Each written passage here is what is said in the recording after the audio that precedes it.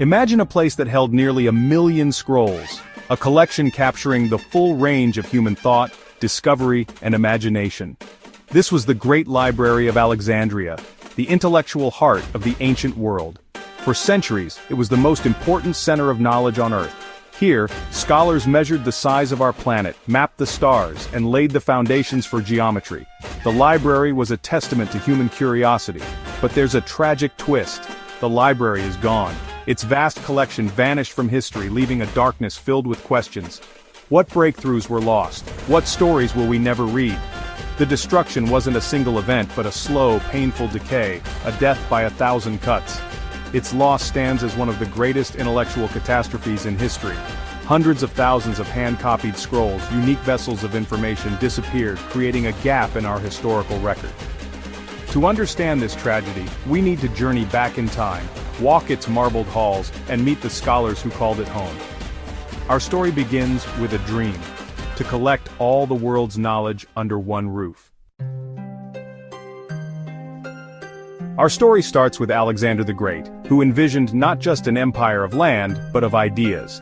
He founded Alexandria in Egypt, a crossroads of civilizations. After his death, Ptolemy I Soter took over Egypt and wanted Alexandria to be the world's intellectual capital. He and his successors founded the Museum, a research institute, the forerunner of modern universities, with the Great Library at its heart. Their goal to acquire a copy of every significant scroll from every culture. The Ptolemies knew knowledge was power, and by centralizing it, they could attract the best minds and secure their dynasty's prestige. Royal agents scoured the Mediterranean, buying or copying every text they could find. The library's first librarian, Demetrius of Phalerum, set a target of 500,000 scrolls. This was an active, state-funded mission, not just passive collecting. The library became a symbol of Alexandria's wealth and intellectual supremacy. One of its greatest achievements was the translation of the Hebrew Bible into Greek, the Septuagint, making foundational texts accessible to the wider world. The dream of universal knowledge was becoming a reality. Step inside the museum and the Great Library, not a silent hall but a vibrant, bustling community. Scholars from across the world lived and worked here, supported by the royal treasury, their only job to think, study, debate, and push the boundaries of knowledge.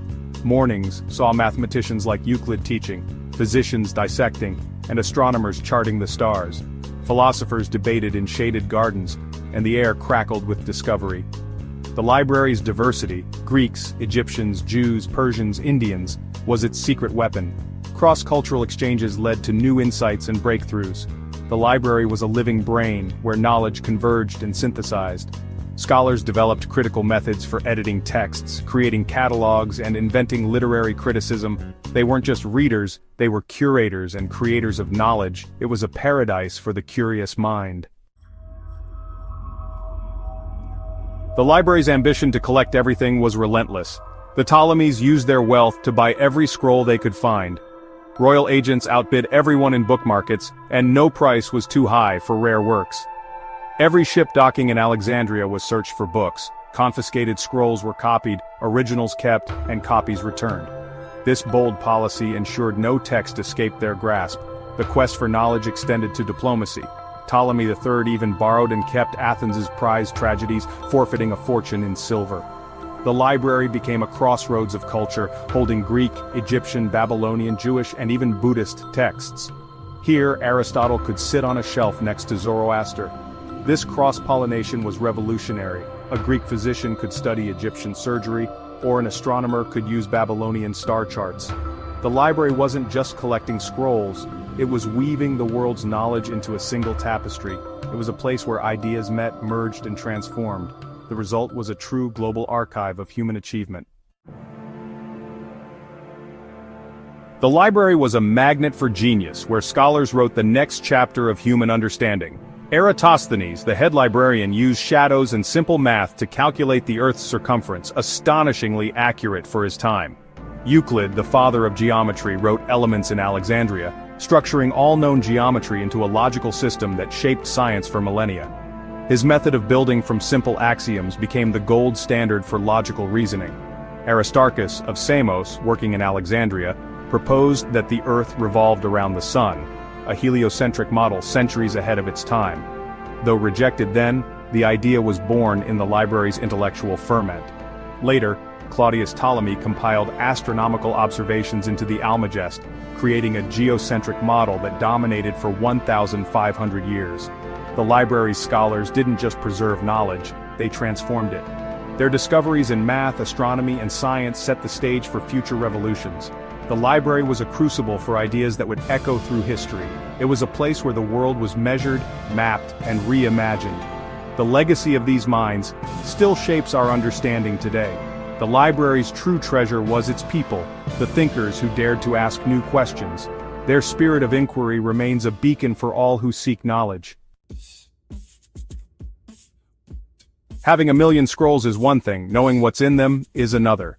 The scholars of Alexandria pioneered the concept of a library catalog. Callimachus created the Pinakes, a comprehensive annotated bibliography of the library's holdings. It organized works by category and author, with biographies and first lines for identification. This was the world's first card catalog, on papyrus. Preserving scrolls was a constant battle against time, humidity, and pests. Scribes continually recopied deteriorating texts, ensuring classics survived. Creating a scroll was an art: narrow columns, no punctuation, and words run together. Finished scrolls were tagged and stored in pigeonhole racks, grouped by subject. This meticulous care made the library a true machine for knowledge preservation. Alexandria set the standard for organizing and safeguarding human wisdom.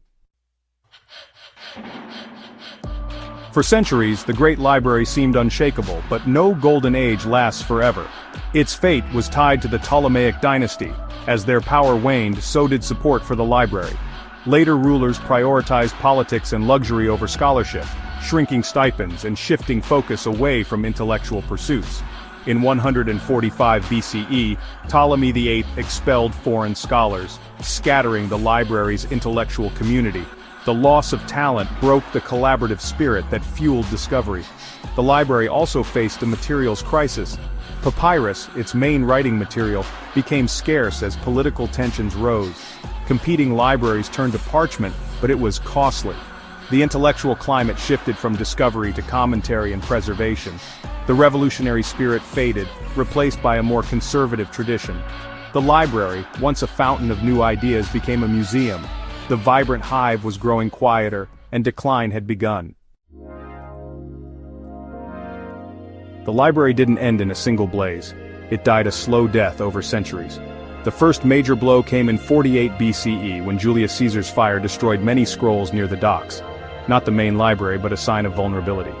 The library survived, but its sense of permanence was shattered. In the 3rd century CE, Alexandria was sacked by Emperor Aurelian, devastating the royal quarter and likely destroying the main library.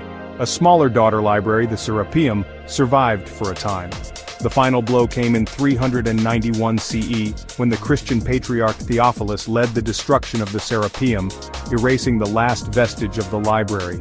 By then, many scrolls were already lost or scattered. The destruction marked the triumph of a new ideology over classical inquiry. Knowledge that didn't fit the new order was seen as dangerous, not precious. The flame of the library was finally extinguished. Its loss was not just physical, but a shift in the value placed on open inquiry. The world's greatest repository of knowledge faded into legend. What did humanity lose when the library vanished? We'll never know the full extent. We lost countless works of literature, history, science, and philosophy, knowledge that might have advanced civilization by centuries. The loss was more than books. It was a way of thinking, a commitment to universal knowledge and cross-cultural collaboration. The destruction marked a shift from curiosity to dogma. Yet the library's dream lives on, in our libraries, universities, and the internet. Today, the web is a digital library of Alexandria, connecting minds across the globe. Our challenge is the same: to navigate, preserve, and protect knowledge. The Great Library stands as a timeless lesson. Knowledge is precious and fragile. It shows the power of curiosity and the need to embrace ideas from every culture. The scrolls may be gone, but the dream echoes on. It's a call to keep exploring, questioning, and safeguarding knowledge. We are the guardians for future generations on this great odyssey.